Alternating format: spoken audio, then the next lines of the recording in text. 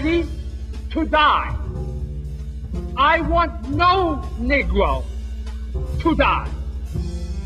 I want no human being to die or to be brutalized, because I thoroughly believe that this struggle can be won without brutalization. We will not tolerate the beating on of black people any longer. We will stay in these damn streets until every Negro in the country can vote.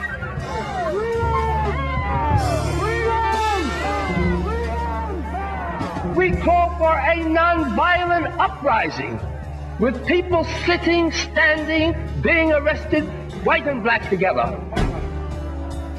Bayard liked to cause trouble. He caused trouble in very banal and everyday ways, and he caused trouble in world historical ways. We have been told that we will be arrested if we stay here. Bayard's life was over some 60 years of activism. And almost every major event between the 40s through the 70s, Bayard played a role. Sit down, I can't sit down. Now won't you sit down, I can't sit down. Just start to heaven while I move around. I don't think without Bayard Rustin, the modern civil rights movement would have won half of the victories that it won.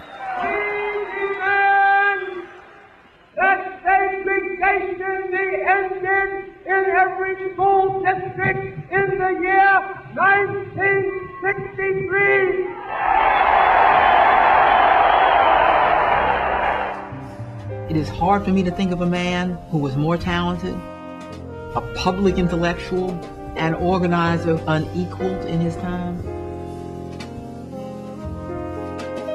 Why did he remain in the background? Why was he an advisor to this, that, or the other great person, but never himself coming forward in the full measure of his great talent?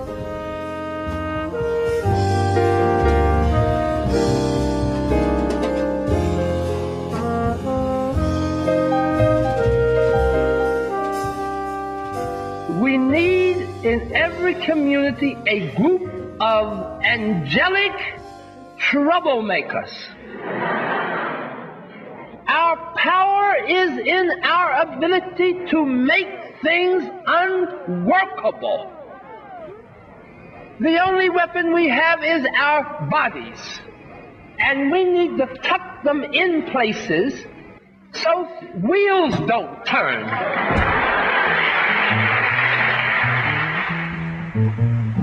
Well, I always been in trouble,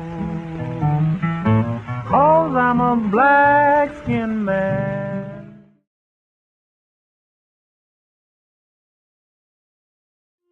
Negroes want the same things that white citizens possess. All of their rights. We just believed in Mr. Randolph. Nobody couldn't tell us, me especially, against Mr. A. Phillips. Nobody. And no force under the sun can stem and block and stop this civil rights revolution which is now underway. And just as throughout the 20th century, A. Philip Randolph stood at the leading edge of social and political change.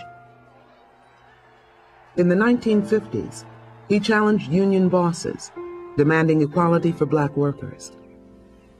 But we do know that A. Philip Randolph did more than anyone to set the agenda for the modern civil rights movement. In the 40s, he faced down 2 presidents to end segregation in defense industries and in the military. In the 20s and 30s, he led black workers in a fight against a powerful corporation. the very nature of the struggle on the part of labor and minority. And in 1919, the Attorney General called him the most dangerous Negro in America.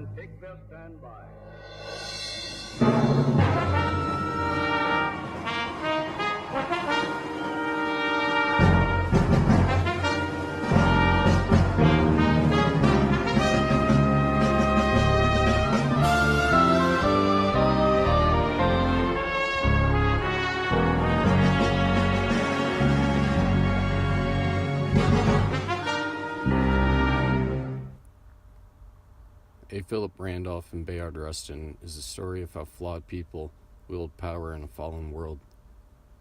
They shared a worldview based on an awareness of both social and personal sin, the idea that human life is shot through with veins of darkness. They learned, Randolph instantly and Rustin over a lifetime, to build an inner structure to contain the chaotic impulses within. They learned that sinfulness is battled obliquely through self-giving by directing life away from the worst tendencies. They were extremely dignified in their bearing, but this same sense made them aggressive in their outward strategy. They knew that dramatic change, when it is necessary, rarely comes through sweet suasion. Social sin requires a hammering down of the door by the people who are simultaneously aware they are unworthy to be so daring. This is a philosophy of power for people who combine extreme conviction with extreme self-skepticism.